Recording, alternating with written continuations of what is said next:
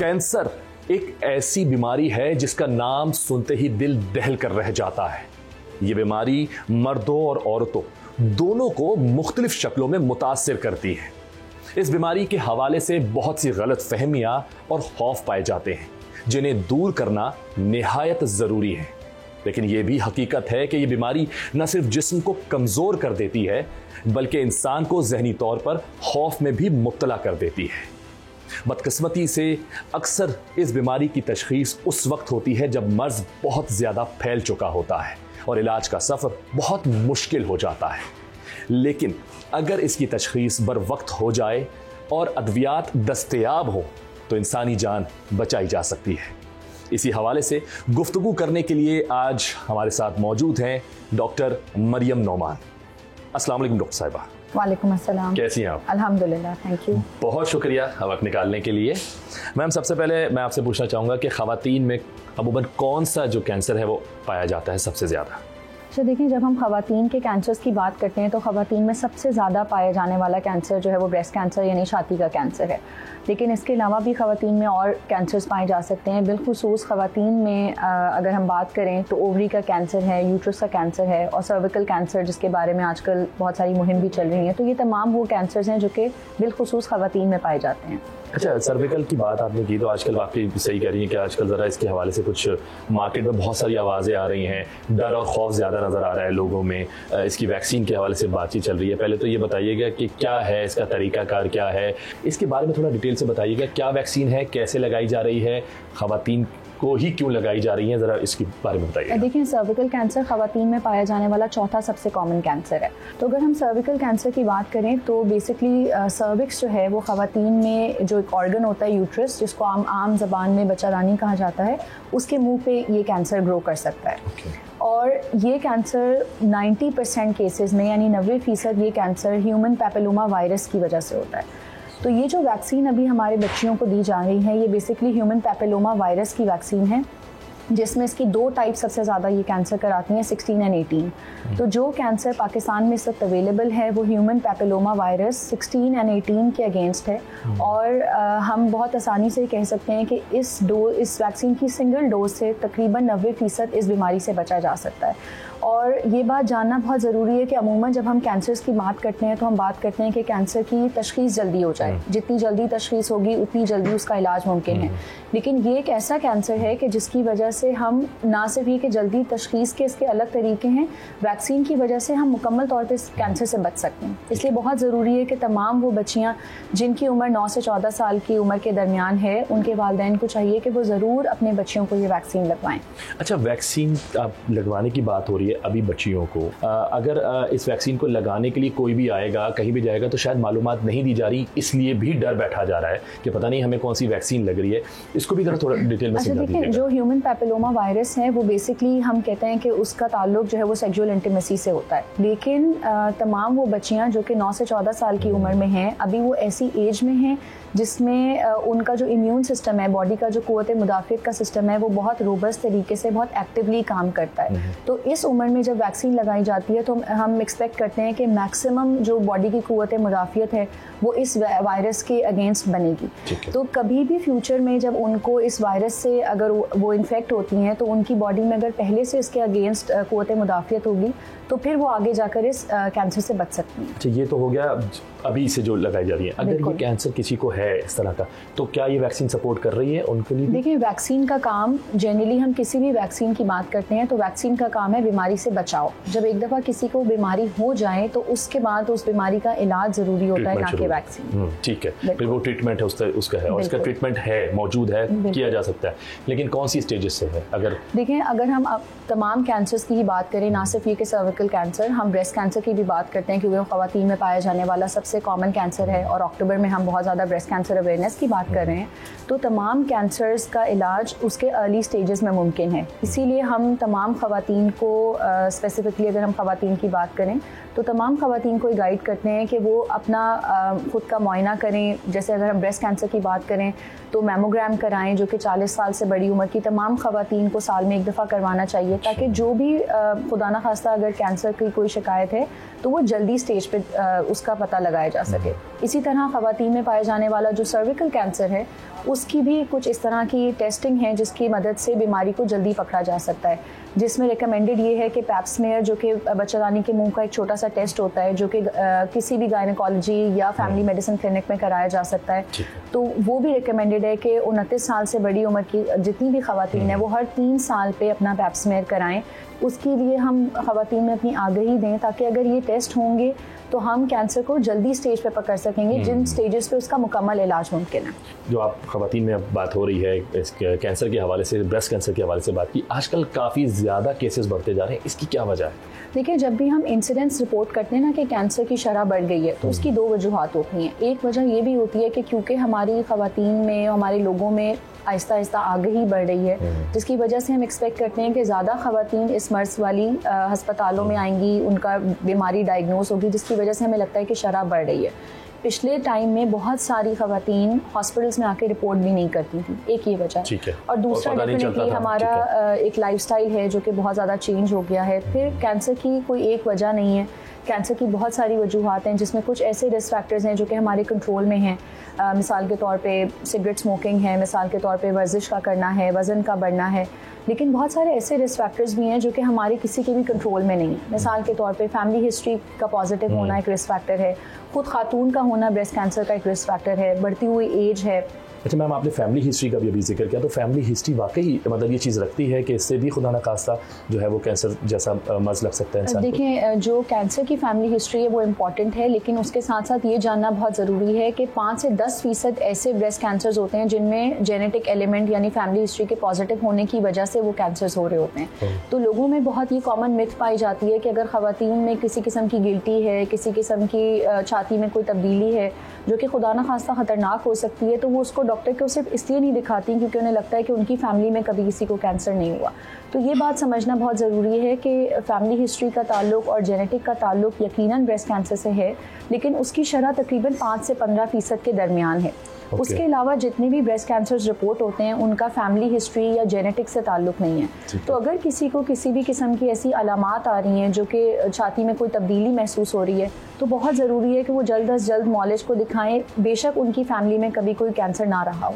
मुझे बताइए कि किस वजह से ज़्यादा हो रहा है ये, क्योंकि ख़वातीन में आजकल देखा जाता है स्मोकिंग की वजह से ज़्यादा हो रहा है, या ये पान गुटखे छालिया इन चीज़ों की वजह से ये ज़्यादा फैलता है, आखिर क्या वजह क्या है इसका इतना ज़्यादा हो? देखिए, ब्रेस्ट कैंसर की कोई एक वजह नहीं है। जैसे मैंने आपको बताया कि एक मल्टीफैक्टोरियल बीमारी है जिसमें बहुत सारी चीज़ें एक साथ अफेक्ट करती हैं। ये भी पॉसिबल है कि किसी का लाइफस्टाइल बहुत हेल्दी हो, ये भी पॉसिबल है कि कोई सिगरेट ना पीता उसके बावजूद उसको कैंसर हो जाए।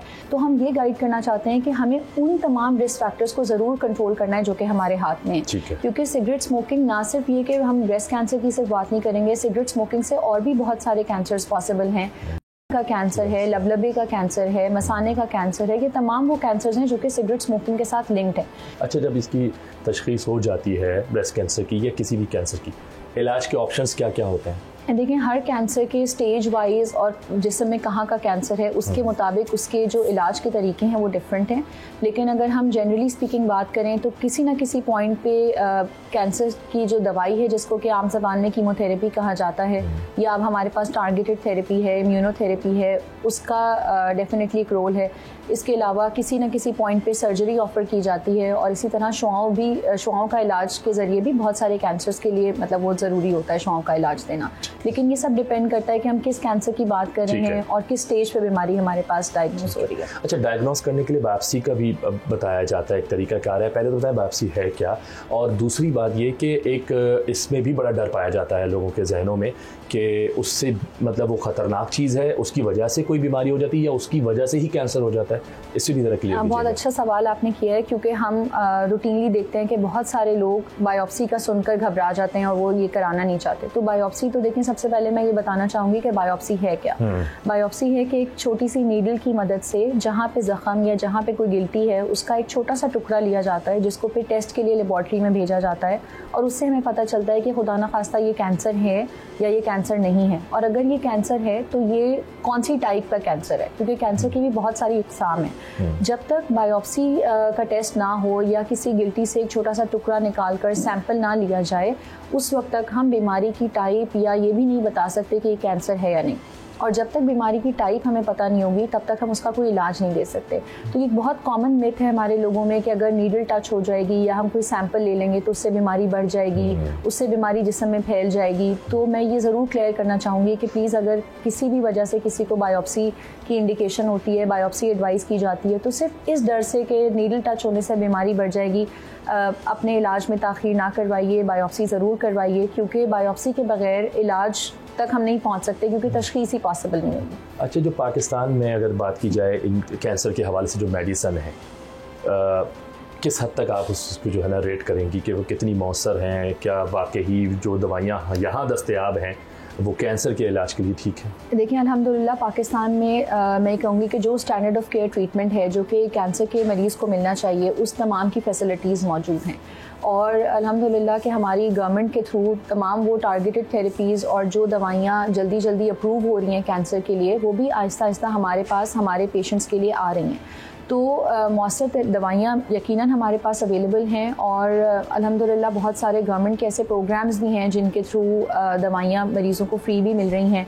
बहुत सारे ऐसे कुछ प्राइवेट इदारे भी हैं जो कि वेलफेयर इदारे हैं जो कि कैंसर के मरीज़ों का इलाज कर रहे हैं। तो हमारे पास डिफरेंट तरीके की सपोर्ट है जिससे अल्हम्दुलिल्लाह हमारे मरीज़ों का इलाज होता है। ठीक है मैम, यहाँ एक ब्रेक ले लेता हूँ, उसके बाद आपसे गुफ्तगू का सिलसिला जारी रखते हैं। जी नाज़रीन, यहाँ वक्त हुआ है एक ब्रेक का, मिलते हैं आप लोगों से इस ब्रेक के बाद।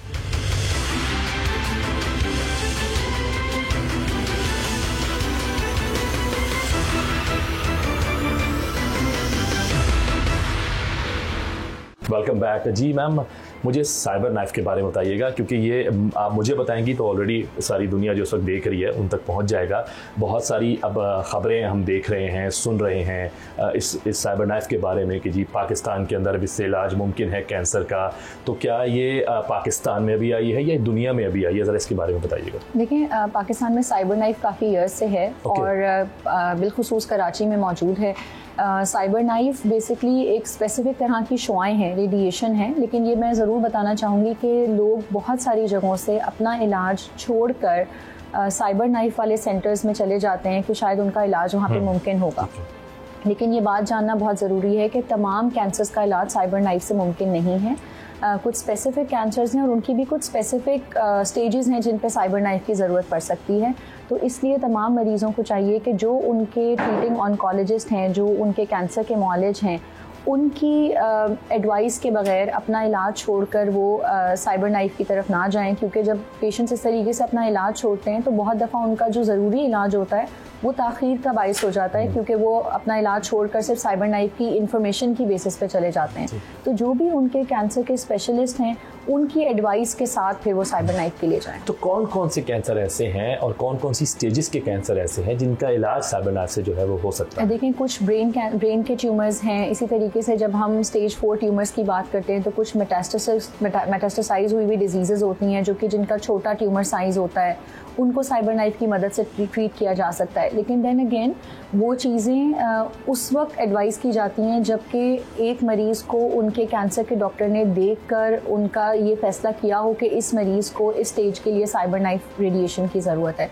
इसीलिए बहुत ज़रूरी है कि हम अपना जो भी मरीज़ है वो कैंसर के स्पेशलिस्ट को दिखाकर और फिर उससे ओपिनियन लेकर फिर अपना इलाज डिसकंटिन्यू करे या कहीं और जाए अपने। अच्छा, अगर वो जाता है जो जिस तरह भी आप बता रही हैं कि उसका इलाज जिस कैंसर के लिए जाता है इलाज मुमकिन अगर वो है उसका साइबर नाइफ के थ्रू हो जाता है, ठीक है, तो क्या दोबारा भी खुदा न खास्ता वो चीज़ हो सकती है उसको? देखिए, कैंसर चाहे साइबर नाइफ से ट्रीट हो, चाहे वो उसके लिए सर्जरी की जाए, चाहे उसको कीमोथेरेपी, इम्यूनोथेरेपी, टारगेटेड थेरेपी, यानी जो भी स्टैंडर्ड ऑफ केयर ट्रीटमेंट है बेशक मरीज़ को मिला हो, कैंसर के वापस आने के चांसेस हमेशा रहते हैं। ठीक है, यही वजह है कि तमाम कैंसर के जो पेशेंट्स हैं उनको एक रेगुलर फॉलोअप दिया जाता है और यही वजह है कि हम स्ट्रेस करते हैं कि जो दवाइयाँ बताई जा रही हैं, जो मैंने अभी आपसे पहले बात की कि ये बहुत ज़रूरी है कि जो उनका इलाज चल रहा है उसको छोड़कर वो इस तरह ना जाएं जब तक कि उनका कैंसर का डॉक्टर उसके लिए एडवाइस ना करे, क्योंकि टाइम पे दवाई मिलना, टाइम पे जो उनकी रिकमेंडेड डोजेज़ हैं वो मिलना, वो सारी चीज़ें कैंसर को वापस आने से रोकती हैं। अच्छा, ब्रेस्ट कैंसर के हवाले से आलमी महीना जो अक्टूबर हर साल मनाया जाता है, इस हवाले से आगाही दी जाती है ख़वातीन को ख़ास तौर पर। तो गाँव देहात में जिस तरह आपने बात की थी कि वहाँ पर बहुत सारी ख़वातीन होती हैं जो इस चीज़ का शिकार होती हैं, एजुकेशन नहीं है, ट्रीटमेंट सही तरीके से नहीं पहुँच पाता, तो इस प्रोग्राम के ज़रिए कितनी हेल्प मिलती है गाँव देहातों से कि वहाँ अवेयरनेस होती है? अच्छा देखें, सबसे पहले तो आपने बहुत अच्छा सवाल किया कि पाकिस्तान में कहाँ कहाँ इसके लिए एफ़र्ट की जाती है कि ये मैसेज लोगों तक जाए। तो पिछले काफ़ी सालों से हमारी गवर्नमेंट, हमारे doctors, different health care workers, media का स्पेशली इसमें आई वुड थैंक कि बहुत मेजर रोल है कि वो कोशिश करते हैं कि इस महीने में इसकी आगाही को मैक्सिमम लोगों तक पहुँचाया जाए। तो मैं समझती हूँ कि अगर हमने आज एक बात सुनी है तो मुझे लगता है कि जो लोग जैसे मिसाल के तौर पर ये प्रोग्राम देख रहे हैं या उनको किसी सोशल मीडिया अवेयरनेस कैंपेन के थ्रू इस बात की आगाही है कि छाती का कैंसर क्या है, किन ख़वातीन को, 40 साल से बड़ी उम्र की ख़वातीन को साल में एक दफ़ा मैमोग्राम कराना चाहिए, तो उनको चाहिए कि वो ये मैसेज आगे पहुंचाएं। हम जब भी किसी अवेयरनेस सेशन में जाते हैं तो हमेशा ये बात करते हैं कि अगर मिसाल के तौर पर ये प्रोग्राम 100 लोग सुन रहे हैं तो अब उन 100 की जिम्मेदारी है कि वो जहाँ बैठें इस मैसेज को वो आगे बढ़ाएं। और मैं एक और चीज़ को बहुत अप्रिशिएट करूँगी कि जो कॉलर टोन हमारे फ़ोन पे चलती है अक्टूबर के महीने में, मैं समझती हूँ कि उससे बहुत सारे लोगों को आगाही मिलती है, क्योंकि अब तकरीबन तमाम लोगों के पास सेलुलर फ़ोन्स हैं। तो जब हम कॉल करते हैं वो बहुत सारे लोगों को उससे डर भी लगता है कि ये हमें डराया जा रहा है फ़ोन पे, लेकिन मैं समझती हूँ कि वो अगर हम बार बार एक चीज़ को सुनेंगे तो कहीं ना कहीं हमें वो मैसेज, हम उस चीज़ को असर करना शुरू करेगा। बिल्कुल, आप बिल्कुल सही कह रहे हैं। अच्छा, ये बात असर की है तो मुझे ये बताएं कि लोग बहुत ज़्यादा, जिस तरह बात है कि वैक्सीन से खौफज़दा हो जाते हैं, तो इस चीज़ को ज़रा क्लियर कीजिएगा, क्योंकि अभी भी ये चीज़ वही रहेगी, ये डर रहेगा इस वैक्सीन को लेकर कि नहीं ये इसमें कुछ है और लोग अपनी बच्चियों को दूर करेंगे। ख़ास तौर पर वही बात कि देहात वाली साइड पर शायद उस तरीके से लोगों तक नहीं पहुँच पाएगी चीज़, जो चीज़ बेसिकली है कि किस वजह से ये ज़रूरी है, वो चीज़ हो नहीं पाएगा। तो इसको भी क्लियर कीजिए। देखिए, जब भी सिर्फ सर्विकल कैंसर की वैक्सीन नहीं, जब भी हम किसी भी वैक्सीन की बात करते हैं तो हम एक्सपेक्ट करते हैं कि लोगों में इस किस्म की गलत फहमियाँ हों और हम चाहते हैं कि वो गलत फहमियाँ दूर हों। जैसे मिसाल के तौर पर जब पोलियो की वैक्सीन की हम बात करते हैं तो उसको लेकर भी बहुत सारी गलत फहमियाँ लोगों के जहन में थी, जिसकी वजह से अनफॉर्चुनेटली अभी तक भी हम इरेडिकेशन लिस्ट में नहीं आए हैं कि पाकिस्तान से मुकम्मल तौर पे पोलियो का खात्मा हो चुका है। तो मुझे लगता है कि हम सबको मिलकर टीम की तरह, जिन लोगों तक ये आगाही चली गई है कि वैक्सीन क्यों ज़रूरी है, सर्विकल कैंसर जो है वो हमारी ख़वातीन में पाया जाने वाला इतना कॉमन कैंसर है और एक ऐसा कैंसर कि अगर वैक्सीन लगाने से 90% चांसेस हैं कि उस बीमारी से बचाव मुमकिन है। तो मुझे लगता है कि ये आगाही हम सब लोगों को अपने दोस्तों में, अपने फैमिली में ज़रूर पहुंचानी चाहिए और लोगों की गलतफहमियों को दूर करना चाहिए। तो मैं फिर से अर्ज करूंगी कि एक फ़ाइनल मैसेज की तरह कि तमाम वो ख़वातीन जो कि 40 साल और उससे बड़ी उम्र की हैं, उनको चाहिए कि वो साल में एक दफ़ा अपना मैमोग्राम ज़रूर करवाएँ। स्पेसिफिकली मैं ये मैसेज मर्दों को देना चाहूँगी, क्योंकि हम हमेशा ख़वातीन में आगाही की बात करते हैं, लेकिन हमारी जो रूरल कम्युनिटी है, हमारी जो मैसेज हैं, उनमें वो ख़वातीन हैं जो कि एक डॉक्टर को दिखाने के लिए या एक बुखार भी अगर उन्हें हो जाए तो वो डॉक्टर के पास जाने के लिए अपने मेल काउंटर पार्ट या अपने घर में किसी मर्द की मुंतज़र होती हैं। तो इसलिए बहुत ज़रूरी है कि ये जो आगाही के सेशंस हम करते हैं ये सिर्फ ख़वातीन के लिए नहीं बल्कि मर्दों के लिए ज़रूरी हैं, ताकि वो भी अपने घर में रहने वाली ख़वातीन को बता सकें कि उनको ख़ुद को मुआयना करना कितना ज़रूरी है। तमाम वो ख़वातीन जो कि मर्दों के साथ एसोसिएटेड है, चाहे वो उनकी बहनें हैं, चाहे माएँ हैं, चाहे उनकी वाइफ हैं, कि वो 40 साल से बड़ी उम्र की तमाम ख़वातीन का साल में एक दफ़ा मैमोग्राम ज़रूर करवाएं। इसी तरह अगर उनके घर में बच्चियां हैं जो कि 9 से 14 साल की उम्र की हैं तो प्लीज़ उनको सर्विकल कैंसर की वैक्सीन, ह्यूमन पैपिलोमा वायरस की जो वैक्सीन है वो ज़रूर लगवाएं। अगले साल से ये वैक्सीन 9 साल की बच्चियों को EPI प्रोग्राम के थ्रू फ्री ऑफ कॉस्ट लगाई जाएगी। तो जितनी भी बच्चियां जो कि अगले साल 9 साल की हो जाएं उनको चाहिए कि वो EPI प्रोग्राम के थ्रू इस सर्विकल कैंसर की वैक्सीन को लगवाएं। बहुत शुक्रिया मैम आपका, और उम्मीद करते हैं कि जो बातें आपने कही हैं और जिस तरह से समझाया है वो बातें लोगों तक पहुँच जाएँ, और जिस तरह आपने फाइनल मैसेज दिया है एक तरह से कि हाँ ये जो मर्दों के लिए भी दिया है बिल्कुल वो वैसे ही पहुंच जाए, लोगों को समझ आ जाए, तो वाकई एक कैंसर जैसी बीमारी से जो है ना इस मुल्क की जान छूट जाएगी। बहुत शुक्रिया मैम, थैंक यू।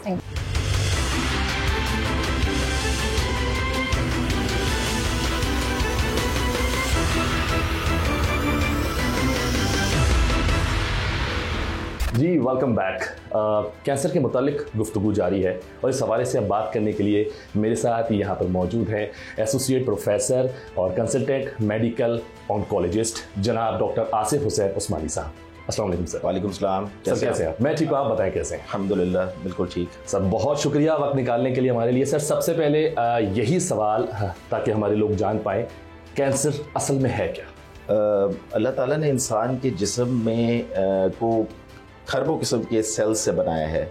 ये सेल्स बहुत छोटे यूनिट्स होते हैं और ये वक्त के साथ साथ ख़त्म हो रहे होते हैं। जैसे उनकी ज़िंदगी ख़त्म हो जाए तो ख़त्म हो रहे होते हैं और नए सेल्स रीजनरेट हो रहे होते हैं। ठीक है, तो कैंसर जो है इन्हीं सेल्स की एबनॉर्मल तरीके से ये मल्टीप्लिकेशन अगर होना शुरू हो जाए तो वो एक रसोली की सूरत में या कोई भी एक ट्यूमर की सूरत में जिस्म के किसी भी हिस्से में आ सकती है और उसकी वजह से उसके अलामात होते हैं और वो फैलती भी है इस तरह से। अच्छा डॉक्टर साहब, आपने बताया कि किसी रसौली की वजह से है, कोई ट्यूमर हो सकता है, ये तो नॉर्मली चले ये डायग्नोज होने के बाद पता लगेगा कि ये कैंसर है, लेकिन क्या ये जो चीज़ें जो हो रही हैं, जिस्म में चीज़ें जो हो रही हैं, क्या ये किसी ग़िज़ा में हमारी कोई ज़्यादती की वजह से, कमी की वजह से, क्या कोई एक जरासीम है उसकी वजह से होता है या फिर किसी वायरस की वजह से ही जो लगता है? ज़रा इसको भी थोड़ा सा क्लियर कीजिएगा। ये जो भी आपने एग्जांपल्स दी हैं हर चीज़ की वजह से हो सकता है। अच्छा, मसलन अगर ग़िज़ा की पहले हम बात कर लेते हैं। ग़िज़ा के अंदर अगर सब्ज़ी और फ्रूट्स का इस्तेमाल कम हो और मुरगन ग़िज़ाएँ ज़्यादा खाई जाएँ या बीफ का इस्तेमाल ज़्यादा हो तो बाज़ कैंसर उनकी वजह से होते हैं। बाज़ कैंसर्स ओबेसिटी यानी मोटापे की वजह से होता है, लैक ऑफ फिज़िकल एक्टिविटी यानी एक्सरसाइज नहीं कर रहे और कोई जैसे आपका कोई शेड्यूल नहीं है, आप सिर्फ सेडेंट्री लाइफस्टाइल है, गाड़ी में बैठे हैं, काम कर रहे हैं, तो उसकी वजह से भी होता है। बहुत सारे कैंसर्स वायरस की वजह से भी होते हैं, like head and neck cancer में papilloma virus, Epstein Barr virus और जैसे हेपेटाइटिस बी सी की वजह से हेपाटोसेलुलर कार्सिनोमा यानी जिगर का कैंसर। तो हैं बहुत सारे वायरसेस हैं जिनकी वजह से कैंसर होता है। अच्छा, ये जो चीज़ है इसको कैसे करेंगे? मतलब अगर हम बात करते हैं, जो हकीम कह रहे हैं कि जी हैं तो देसी टोटकों से इलाज हो जाता है, वो इसको बीमारी मान ही नहीं रहे तो फिर वो इलाज की बात कर देते हैं। दो ज़रा से दो ट्रैक है ना ये, कि एक तरफ कहते हैं बीमारी नहीं है और कहते हैं देसी टोटकों से इसका इलाज जो है मुमकिन है। आपने बता दिया जब तक जो डायग्नोज नहीं होता, स्कैन नहीं किया जाता किस तरह का ट्यूमर है, तो ये कैसे, जैसे इसके डिफरेंट मेरे ख्याल में चीज़ें हैं, बायोप्सी वगैरह की जाती हैं, पता लग जाता है, तो ये तरीकाकार ही है कैंसर तक पहुँचने का या नॉर्मली जैसे हकीम साहब ने कह दिया कि बस उन्होंने देखा नस पकड़ी और अगर है तो कहते हैं देसी टोटकों से? देखिए, कैंसर जो है वो एक रिस्की बिजनेस है। अगर किसी को हो जाता है तो वो सिर्फ फैलेगा ही, उसे रुकना नहीं है। तो इसमें वक्त ज़ाया करने की ज़रूरत नहीं होती जब तक कि आपको ये पता ना हो कि वक्त पे जब तक तशख़ीस ना हो जाए तब तक उसका कोई फ़ायदा नहीं है। जब तशख़ीस हो जाए तो इलाज में भी आसानी होती है। अगर आप इस तरह की बातें सुन के वक्त ज़ाया कर रहे हैं और आपको यही नहीं पता कि आप किस चीज़ से डील कर रहे हैं तो ये एक सीरियस मसला हो जाता है। और हम देखते भी अपनी प्रैक्टिकल क्लिनिक्स में कि कई मरीज़ इस तरह से होते हैं जो पहले हकीम या डिफरेंट किस्म के होकर आ चुके होते हैं जी, हेल्थ प्रैक्टिशनर्स के पास जाते हैं और वहाँ से हो के आते हैं जबकि पानी सर से गुजर चुका हो। तो ये एक बड़ा एक अलमिया है हमारे सेटअप में। अलामात के बारे में जानना चाहूँगा। कुछ लोगों का, आवाम के हवाले से अगर बात करूँगा कि यार इसकी अलामात का पता ही नहीं लगता, शायद इसकी अलामात है नहीं, क्या ऐसा ही है, अलामात नहीं है या लोग तवज्जो नहीं देते अलामात की तरफ? दोनों चीज़ें। एक तो अहम चीज़ ये है कि तवज्जो नहीं देते और इसी सब्सिक्वेंटली आप जब हलक की बात करते हो, बस वॉइस बॉक्स की बात करते हो, तो ये हेड एंड नेक कैंसर के अंदर डिफरेंट सिम्टम्स होते हैं जिससे आप अंदाज़ा लगाते हैं कि चीज़ें ठीक नहीं हो रही और डॉक्टर के पास जाना ज़रूरी है। अच्छा, आपने जिस तरह की आप बात कर रहे हैं, अगर मुंह के कैंसर की आप बात कर रहे हैं, हेड एंड नेक की बात कर रहे हैं, अगर मैं ये बोलूँ कि ज़रा सा हम बॉडी के नीचे की तरफ आते हैं, लोअर पार्ट की तरफ आते हैं, तो दर्द तो हर किस्म का होता है और वो हर किस्म का दर्द कैंसर का नहीं हो सकता। तो पेट का दर्द होता है, स्टार्टिंग में नहीं तवज्जो दी जा रही होती है, तो उस अगर वो कैंसर बन रहा है, जिगर का कैंसर है या किसी और चीज़ का है, तो वो कैसे उसकी जो उसको डायग्नोस किया जाएगा, कैसे जाहिर होंगी कि ये अलामात कैंसर की हैं और उन जाना चाहिए फ़ौरन डॉक्टर साहब के पास? पहले मैं बात करूँगा मैदे की। मैदे के अंदर सिम्टम्स क्या आते हैं? अमूमन बदहज़मी, कभी कभार उल्टी का आना, भूख का ना लगना, वज़न का कम होना, ये अपर जीआई के ज़्यादातर सिम्टम्स होते हैं। खाने अगर आप निगल रहे हैं तो यहाँ सीने में तकलीफ़ का होना, ये कुछ अपर जीआई के सिम्टम्स होते हैं जिसकी वजह से आपको जो दवाएं लेने से भी आपको फ़ायदा नहीं हो रहा होता, तो इंसान को डॉक्टर के पास ज़रूर जाना चाहिए, ख़ास तौर पे गैस्ट्रोएंटरोलॉजिस्ट के पास। इसी तरह से लिवर की हम बात करते हैं तो लिवर में ख़ास तौर पे उन लोगों को जिनको हेपेटाइटिस बी या सी हुआ हुआ है या जो अल्कोहल कंजम्पशन या डायबिटिक्स है, उनके लिए ये है कि वो अपने फिजिशियंस के पास रेगुलर विज़िट करें ताकि अगर उनको उनके जिगर में अगर तकलीफ़ हो या भारीपन महसूस हो रहा हो जिगर की तरफ, तो वो अल्ट्रासाउंड करा के देखें कि कोई अनयूजुअल फाइंडिंग तो नहीं आ रही। अक्सर देखा जाता है कि वो लोग भागते हैं दवाइयों की वजह से, इलाज लेट हो जाता है, तो क्या कैंसर का इलाज फिर सिर्फ सर्जरी ही है या नहीं, दवाइयों से मुमकिन है ये चीज़? ये तो एक बहुत ही जामे किस्म का आपने सवाल पूछा है। उसकी वजह यह है कि हर कैंसर का इलाज मुख्तलिफ होता है। ठीक है, यानी अगर हम ऊपर से शुरू करते हैं, हेड एंड नेक कैंसर से शुरू करते हैं, तो जैसे ज़बान है, बकल म्यूकोजा यानी दाढ़ है, इनका अगर कैंसर है और छोटा है तो इसका इलाज तो सर्जरी पहले है। ठीक है। अच्छा, अगर हलक का है तो हलक में सर्जरी यूजुअली नहीं होती, उसमें रेडिएशन और कीमोथेरेपी को इनकॉर्पोरेट किया जाता है। अच्छा, लैरिंग्स है, फिर इसके बाद एसोफेगस है, तो हर किसी ट्यूमर का इलाज मुख्तलिफ होता है। रेडिएशन की आपने बात की, कुछ लोगों की नज़र में उनको लगता है शायद नहीं, इस चीज़ से कुछ नहीं होता, उनको फेक लगता है, लोगों को शायद असल मालूमात नहीं है। कैंसर के हवाले से कितनी इफेक्टिव है, इसमें कितनी जो है सदाकत है, ज़रा इसके बारे में बताइए। रेडिएशन एक रिकग्नाइज्ड ट्रीटमेंट मोडालिटी है जो पूरी दुनिया में प्रैक्टिस की जाती है, और कोई भी बात करने से पहले हमारे पास डेटा हमें सपोर्ट करता है, बिकॉज आजकल एविडेंस बेस्ड मेडिसिन का ज़माना है कि हम कोई बात नहीं करते, हम एक एविडेंस जो ऑलरेडी डॉक्यूमेंटेड है उसको पेशेंट के सामने रखते हैं और उस कॉन्टेक्स्ट में पेशेंट को समझाते हैं कि इतने लोगों को फ़ायदा हुआ था इस इलाज से, इस मोडालिटी से, और इतने लोगों को जिन्होंने नहीं करवाया था उनको ये नुकसानात हुए थे। तो हम मरीज़ के सामने जब इस बात को रखते हैं तो उसको खुद समझ में आ जाती है कि कितने फ़वायद हैं इसके और नुकसानात क्या क्या है। सर, इसका इलाज एक तो बहुत महंगा है, कैंसर का देखा भी गया है, लोग जो करवाने जाते हैं बताते भी हैं, चीज़ सामने है। फिर जाहिर सी बात है मैं वहीं आऊँगा देसी टोटकों वाली साइड पे कि जो बेचारा नहीं अफोर्ड कर पा रहा था तो उसको लगता है शायद यही मेरे लिए ठीक है और यहाँ से कुछ हो सकता है। फिर कुछ इस तरह की एग्जांपल्स सेट हो जाती हैं, जैसे कि पड़ोसी मुल्क भारतीय के क्रिकेटर जो हैं वो सिद्धू साहब, उनकी वाइफ को आई गेस कैंसर हुआ, तो उन्होंने ये बताया बाहर प्रेस कॉन्फ्रेंस करके भी, और कई जगह हमने देखा वो बताते हैं अपने इंटरव्यूज़ में कि जी सुबह सुबह जो है वो निहार मुँह गर्म पानी में उनको जो है वो नींबू निचोड़ के देने से जो उनकी वाइफ का कैंसर है वो ठीक हो गया। इस लाइन पे भी चल पड़ते हैं देख करके जी इतनी बड़ी पर्सनालिटी है, वो कर सकता है तो हम क्यों नहीं। तो इससे बताइएगा कि ज़रा थोड़ा सा लोगों को एक रास्ता दिखाइएगा, क्योंकि मुश्किलात कहाँ हैं, पैसों की जगह पे, कि अफोर्ड नहीं कर पाते। जी देखिए, जो सिद्धू साहब वाला जो वाक़या है वो तो एक उनके साथ एक खुशकिस्मती हुई है, लेकिन ये हर इंसान के साथ नहीं हो सकती। ठीक है, तो हम इस चीज़ को, उनकी इस स्टेटमेंट को जनरलाइज नहीं कर सकते, क्योंकि ट्यूमर की टाइप क्या है, ट्यूमर की स्टेज क्या है, और मरीज़ ख़ुद कैसा है। देखिए, तीनों चीज़ें मुख्तलिफ हैं। पाकिस्तान के अंदर अफोर्डेबल मेडिकेशंस जो लोकल कंपनीज़ हैं हमारी, वो उन्होंने बनानी भी शुरू कर दिए हैं, जिसको हम जेनरिक्स कहते हैं। तो वो, और बाज़ जो पाकिस्तान के अंदर दवाइयाँ इंपोर्ट हो रही है बांग्लादेश से और इंडिया से और भी कई ममालिक से, जो कि अच्छी क्वालिटी की हैं और वो काम भी कर रही हैं। तो कोशिश पूरी की जा रही है कि इस इलाज को अफोर्डेबल बनाया जाए। तो ज़रा लोगों को ये भी गाइड कीजिएगा कि क्या ऐसा नहीं है कि वहाँ वाकई अच्छा इलाज नहीं होता, या फिर गवर्नमेंट हॉस्पिटल्स वो सारी फैसिलिटीज़ दे रहा है जो प्राइवेट सेक्टर्स में होती हैं। बिल्कुल। इसमें यह है कि गवर्नमेंट हॉस्पिटल्स में, चूँकि हमारे कॉलीग्स गवर्नमेंट हॉस्पिटल्स में भी काम कर रहे हैं और गवर्नमेंट हॉस्पिटल में भी अच्छे काम हो रहे हैं, ऐसी बात नहीं है। और पाकिस्तान के अंदर पाकिस्तान बैतुल माल के तवस्सुस से बहुत सारे लोगों को दवाओं के लेने में फ़ायदा हो रहा है। तो ऐसा नहीं है कि बिल्कुल इस चीज़ को हम निगेट करें, लेकिन गवर्नमेंट हॉस्पिटल्स में बड़ी बड़ी चीज़ें हो रही हैं। ख़ास तौर पे जिना हॉस्पिटल के अंदर जो रेडिएशन की नई मशीन्स लग रही हैं, तो उससे लोगों को डेफिनेटली इस्तेफादा हो रहा है। अब गवर्नमेंट हॉस्पिटल में प्रॉब्लम बस ये है कि पेशेंट लोड बहुत ज़्यादा है।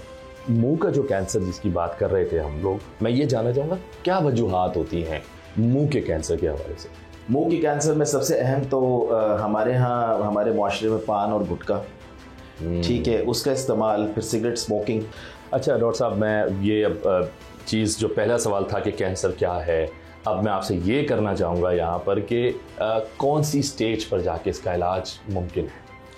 अर्ली स्टेज कैंसर्स, यानी स्टेज 1, 2 या मैक्सिमम 3 पे आप क्यूरेटिव, जितना स्टेज ज़्यादा होगा उतना कैंसर के वापस आने के चांसेस ज़्यादा होते हैं। स्टेज 4 में तो ऑब्वियसली बीमारी जाती नहीं है।